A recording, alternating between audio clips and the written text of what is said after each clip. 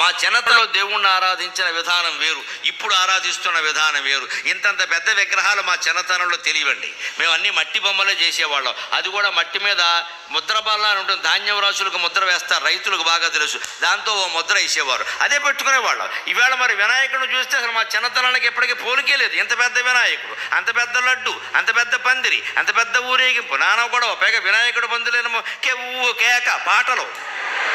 వినాయకుడికి కేక్కి సంబంధం ఏంటి?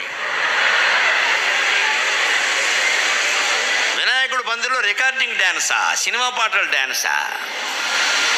వినాయక చవితి నవరాత్రి ఇప్పుడు ఆధ్యాత్మిక ప్రసంగం, హరికథ, ఒక నాటకం పర్వాలేదండి.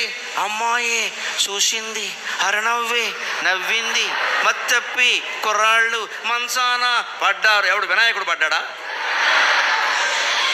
ఈ పాట వినాయకుడు పందిరిలో ఏంటండి? ఎంత దరిద్రంగా ఉంది పరిస్థితి. మా చిన్నతనంలో దేవుణ్ణి ఆరాధించిన విధానం వేరు, ఇప్పుడు ఆరాధిస్తున్న విధానం వేరు. ఇంతంత పెద్ద విగ్రహాలు మా చిన్నతనంలో తెలియవండి. మేము